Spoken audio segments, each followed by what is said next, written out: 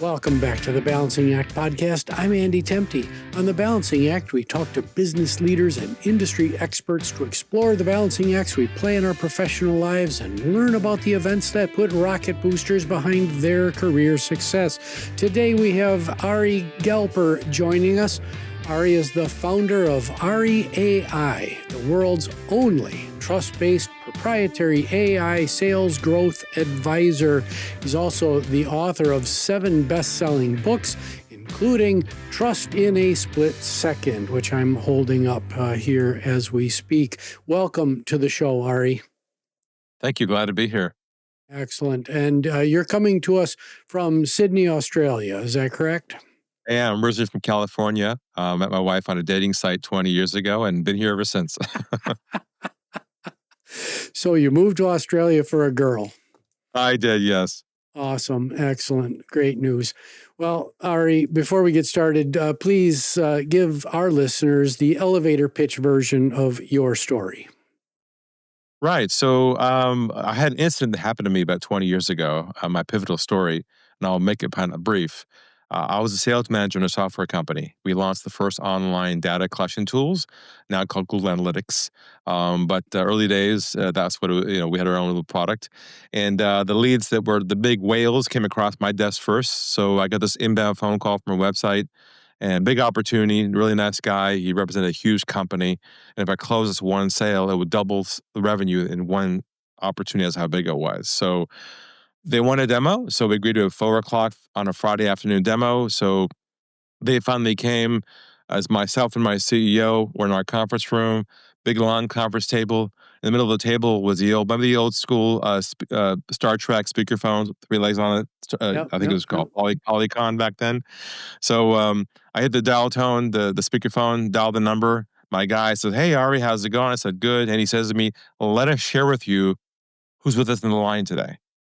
I said, "Great." Next thing I hear is, "My name is Mike. I'm CEO." I was like, "Oh, this is good." "My name's Chris. I'm head of global IT." Perfect. "My name is Julian, head of global marketing." Amazing. Everybody on this call was a decision maker. This is going to happen. It's going to happen today. So I was relaxed, my calm self, introduced who I was, had them log in to an old school webinar tool back then to do a live demo of one of their websites. We did it in advance. We started logging in. I walk them through all the data and the tools. And I started hearing this noise on the phone call like, "Oh, this is great. This is amazing." They start asking me all kinds of questions. How do we use it? What's technology? Who are your clients? And of course, they had all the right kind of questions. I had all the right kind of answers. Like there was so much chemistry on this phone call, Andrew. It was like a love fest on the phone. Nice. You know what I'm talking about? Yeah. They got the questions. You got the answers. You're saying to yourself, what? Oh, thank goodness. There's no resistance. An hour goes by. They're loving it. My contact says to me, "Ari, this is amazing. We love this. Give us a call a couple weeks. Follow up with us, and we'll move this thing forward." I said, "Oh my God, this is like the dream come true." And I said my goodbyes, took my hand, reached for the off button on the phone, and by complete accident, I hit the mute button instead of the off button. And a small click happened, and they thought I hung up the phone. In that split second, a voice inside of me said, "Ari, go to the dark side. Be a fly on the wall. Go no one else has gone before in the world of sales." So I pulled my thumb back. They started talking amongst themselves, thinking I had left the call. As I listened in, I was expecting to hear things like, "Hey, let's move forward. This is amazing. We can get started right away." But let me share with you and your audience what I heard verbatim, word for word. That's why we're all here today. They said this. They said, "We're not going to go with him. Keep using him for more information, and let's shop someplace else cheaper." Knife and heart twist. I was in a state of shock. Wow. I snapped out of it, hit the off button, and I said to myself, what did I do wrong? I was relationship-based. I was educational. I was competent technically. I did everything by the book. Every checklist I studied from every sales guru, every book on my shelf, I did it all right. And then they felt comfortable at the end lying to me. And I said to myself, this is all wrong. Selling has become a dysfunctional relationship, unhealthy. I've got to reinvent this to shift the model to what I call unlocking the sales game. There's no more games anymore between buyer and seller, but the truth appears quickly because trust is created and there's no selling involved at all. And that became the whole premise behind our trust-based selling movement we've been doing for the last 20 years. Awesome.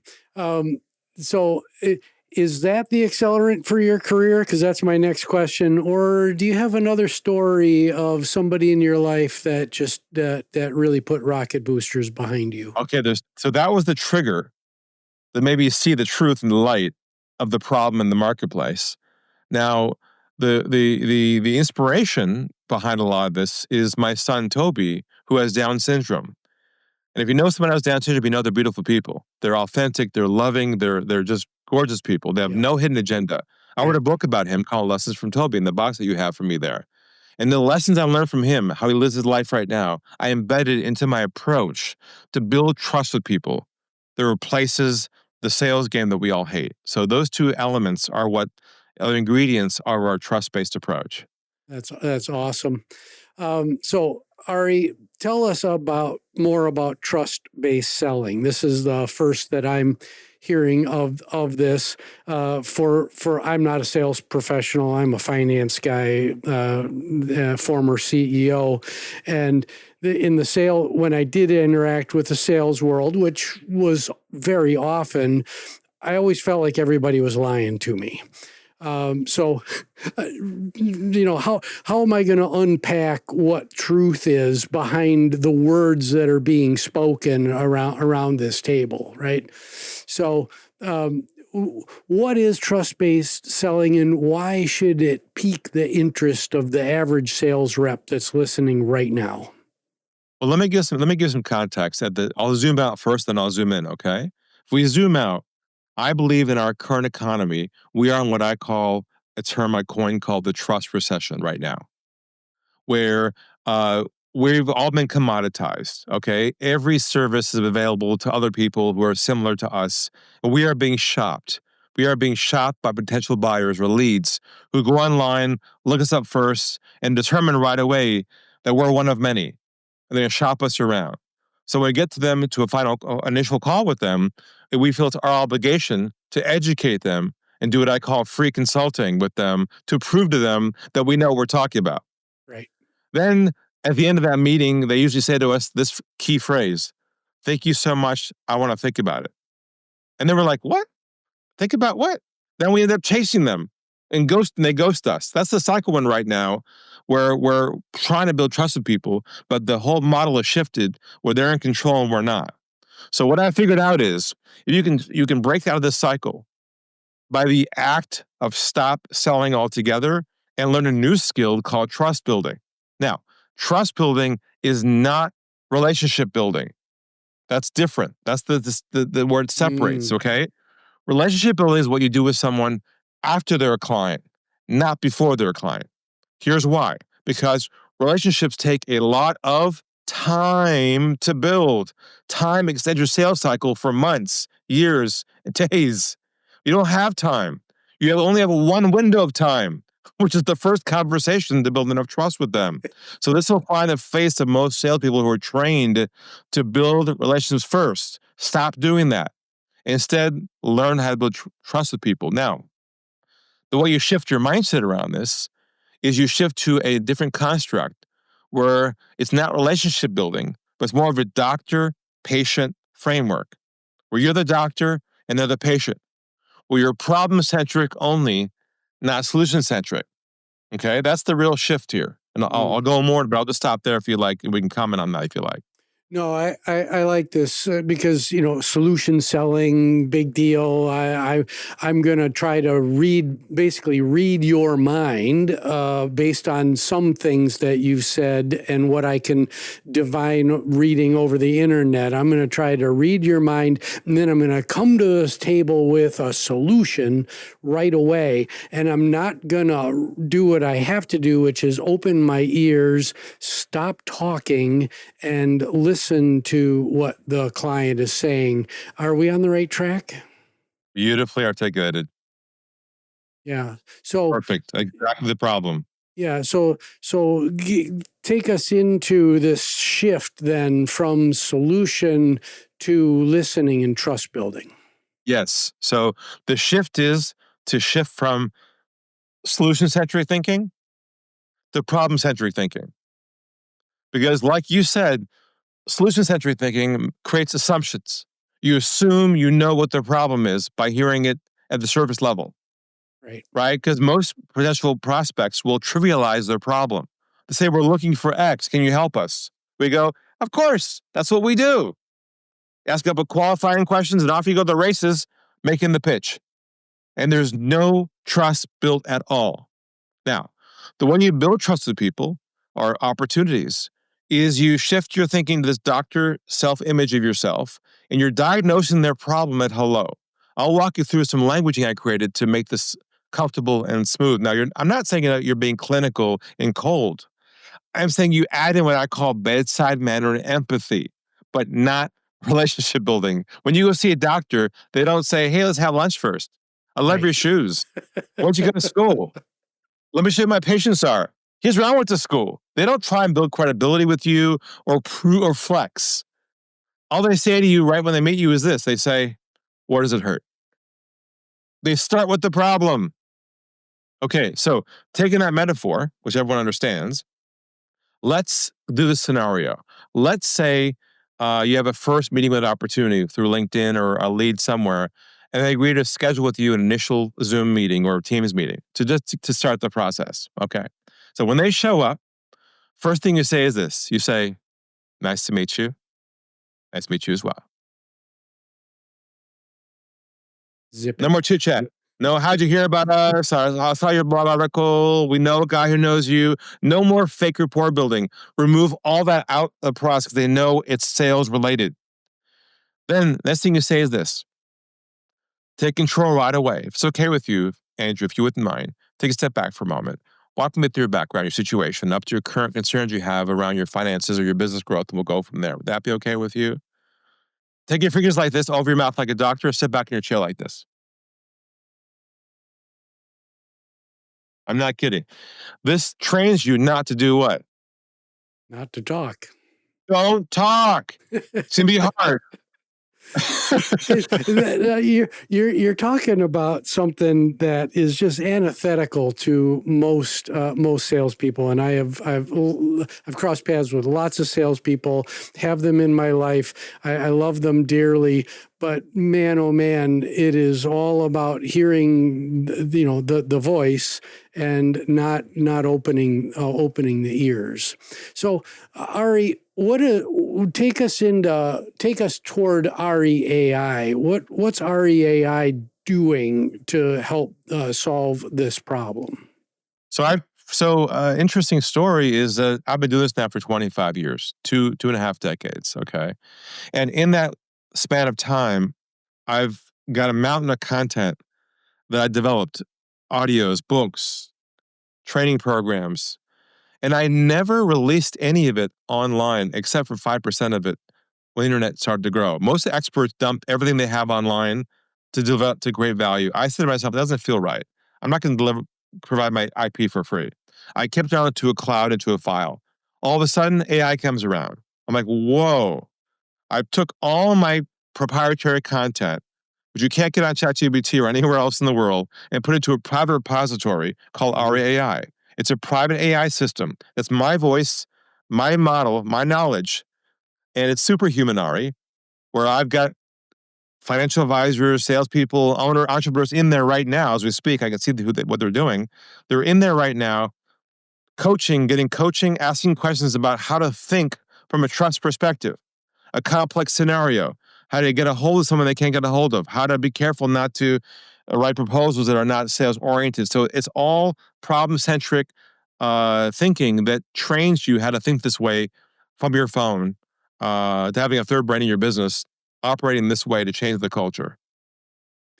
Yeah, I'm doing something very similar, kind of uploading all this content that I've developed through the years, and it's really cool. What was your aha moment that, oh my goodness, I can create this super version of myself? Bring us into that. Well, my mission is to replicate myself, to have this business live way beyond me. many years beyond my lifespan. So I've been on that mission for the last 10 years. Actually, since COVID really hit that button, I said to myself, I'm not going to let all this disappear. My work is timeless. It's all based on trust. So what I did first was uh, offline, I developed a whole team of coaches, mini RAs, I call them. I've got coaches now who replicated me, do my work for me mostly. I don't take clients on very much anymore unless they're exceptional. And then I said, well, AI came around. Like, wait a second. I can now create myself, replace myself with the system that's smarter than me. So I've got coaches and AriAI. So now when I pass away one day, my brain will live forever. Basically, my body may not, but now my knowledge will. And that's what inspired me to allow my work to live beyond me, because it's changed so many lives. It's timeless, regardless of economy or technology, because trust will live forever, because it's the human condition that keeps us together. That's awesome. So, this might be a really dumb question, but what differentiates REAI from other sales methodologies? A side question to that: are there any industrial sectors where the trust-based system really doesn't work, translate all that well? Yeah. So great question. So first of all, it only works ideally with low volume, high margin businesses like financial advisors, consultants, software companies that have, contracts. If you're selling T-shirts or e-commerce, has no application at all. Ah, But in terms of our model, so really, if you're in a low volume, high margin model, if you need to get 3 or 4 clients a month and you're like in heaven, or a couple a quarter, this is like the dream come true, because this cuts through all the noise. So how it differentiates is at the very fundamental level, because the goal of our process is not the sale, which wipes out everything else out there who teaches that. Our goal of the process is only to build trust, to get the truth of whether we're a fit or not. There is no mental goal to move them forward. There's no concept to create chemistry with them, for them to like us. All the behaviors embedded in all sales approaches are based upon those models from the 80s, which is relationship based, doing free education, free consulting, chase the numbers, play the numbers game. All that disappears because we don't chase anybody anymore. They're all onboarded to a next step on our calendar. mm, mm. So, what do you say to those folks who have been trained year after year after year, that the relationship is the pinnacle? I got to assume that the after the sale relationship building between sales rep and consumer or buyer is really important. So you're not saying relationship building doesn't matter. Are you just saying that it's in the wrong place in the cycle? Exactly. Relationships are built after they're a client, not before they're a client. They don't want to become your friend. They don't want a relationship with you, I promise you, pre-sale. They want to trust you first, not build a relationship with you. They're not looking to be your buddy. That's the Yeah. problem that we see. We believe our job, quote, the old model, is a peer relationship where we got to create chemistry, we got to get along, we got to get friendly, and that's how it starts. Pre-COVID, great. That worked perfectly. But now in the trust recession, it's the wrong model at the wrong time, because the buyers are in shopping mode, comparing you to someone else. And if you're going to just attempt to educate them as a way to build trust with them, you just commoditize yourself, because everyone else do the same thing as you. So the key idea here is this: to differentiate in this new economy, you have to differentiate on your approach, not your offer. Mm. Okay, so it would likely also solve one of the knock-on problems, which is, as the buyer, if I built a relationship with the seller, I I feel bad about saying no. And so I'm going to engage in all sorts of behaviors, like I'm going to tell you this, but then I'm going to go do that. Does it remove a lot of that nonsense? That is so good. Because what you're describing there is where they feel comfortable not telling the truth because you on your own did a behavior that gave them permission to not tell you the truth. And you're right. That's why you end up chasing ghosts, chasing people who say, I'm interested. Sounds great. Call me Tuesday. They don't call you back because they weren't comfortable telling you the truth because you laid in the tracks of the old model. Yeah, cool. Well, Ari, we're going to take a really short commercial break and we'll be right back. Hey everyone, I'd like to invite you to start your weekend with me on the Saturday Morning Muse podcast. I briefly explore topics that span leadership, business management, education, and personal continuous improvement. Subscribe to the Saturday Morning Muse podcast on your favorite podcast streaming app or visit andrewtemte.com for more information. And we're back with Ari Galper talking about the world of sales. Ari, let's talk about the intersection between artificial intelligence and the sales profession. So we're not talking about AriAI anymore necessarily, but the real or perceived threat of AI to the livelihood of the average salespeople. If I'm a sales rep and I've been putting off learning more about AI, what should I be doing to get started? Well, to be honest with you, if I was a salesperson, regardless of technology, you need to learn how to build trust with people first, with humans, not machines. Forget AI.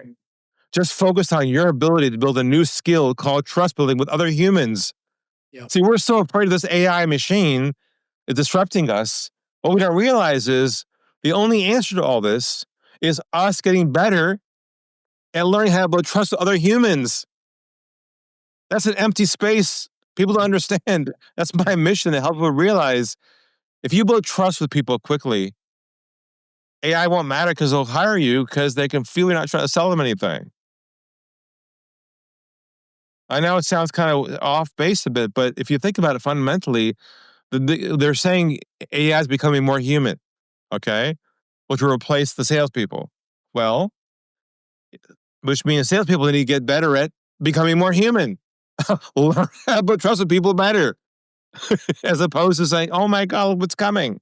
Yeah. This is really the crux of the question: is AI going to be a threat to salespeople, or because it is a trust-based activity and all about human connection, is sales the profession for some that's kind of going to be cordoned off, if you will, from the AI, the career dangers of the AI revolution?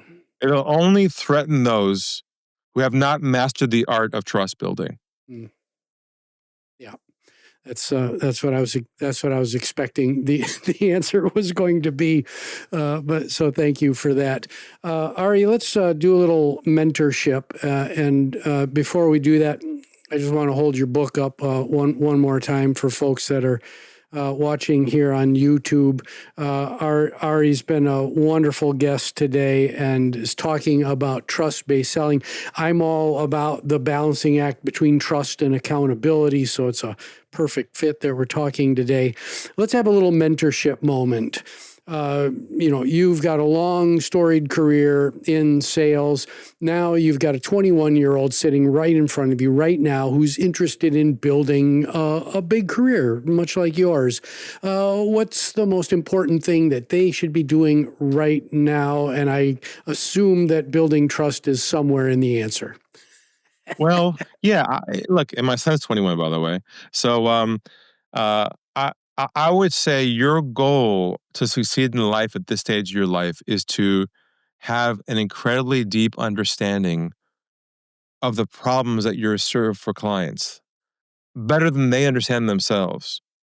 To understand what their issues are, their challenges are, to understand the cost of not solving those problems. You have to master the art of the problems that your clients have to succeed. Because here's what's interesting about this. When you get hired by a company in sales, they train you for a week on what first? The product, The product or the more. solution, It might be months. Yeah. everything but the depth of the problems that they solve. Right. That's the features and the benefits. That's the missing element most companies miss. To understand and articulate in a very deep way the issues and problems that the client solves. So you can be the doctor and diagnose the problem with them to help them feel they can trust you, because they can say to themselves, wow, he gets me. Yeah. He understands me. If you get that concept, you're good for a long time.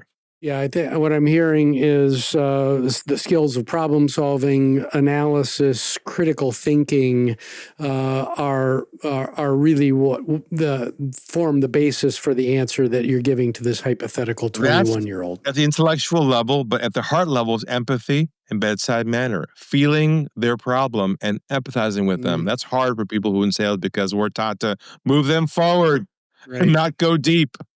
Right.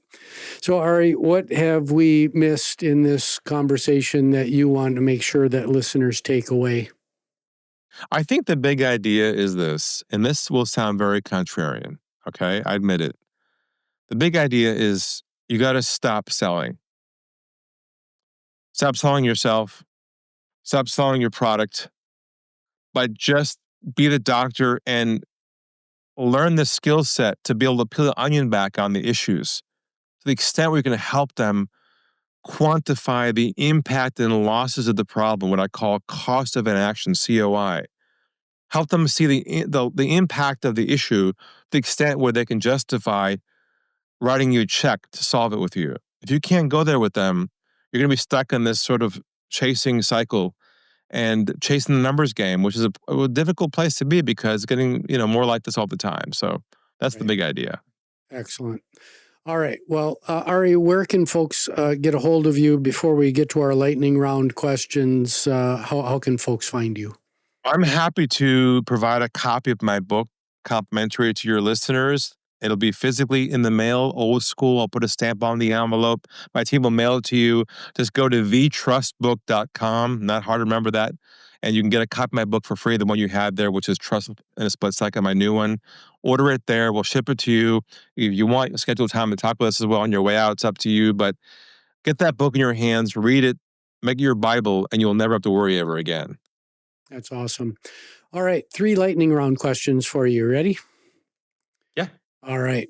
Number 1, you've just won a $100 million lotto jackpot, but there's a stipulation that half of your net winnings go to one philanthropic organization or cause. Who do you pick? I would choose the Down Syndrome Association. My son has Down syndrome. Yeah. And I wrote a book about him called Lessons from Toby. And they're beautiful people, as you might know. They're loving, they're warm, they have and I just love the way they are, and I want to give to help these people succeed. Excellent. Number 2, you have access to a really small time machine and can send a message to an earlier version of Ari Galper. What's the message, and what previous version of yourself do you send it to? Well, I was shy growing up, so I would tell myself, be bolder, get the truth, and be able to help others see what they can't see. Because that's where they want to immediately work with you to hire you and like you and trust you. Excellent. Well, Ari, we are all works in progress, myself included. What are you focused on right now in your personal journey of growth? So I'm working right now on building my community. I've had this for 20 years now, 25 years. I have a lot of folks who followed my work, a lot of clients, and an audience out there. And what I'm working on now is we're launching a new app coming out, the AriAI app on the Apple Store, which will basically contain my community into an environment where I can begin to do worldwide tours. So I'm working on plotting my worldwide tour for my community right now. Oh, that's awesome. Well, Ari, it's been an absolute pleasure getting to know you. This is about once a quarter. I invite a sales professional on to help elevate the profession generally. So thank you for your contributions. Sure thing. Thanks for having me, Andrew. All right. My name is Andy Temte. This is the Balancing Act podcast. You can find us on all the major streaming services as well as out on YouTube. Please like, subscribe, rate, and most importantly, share this public good with your friends, your family, your neighbors, and maybe that colleague down the hall. The show is produced by Nicholas Temte. We'll see you next time on the Balancing Act.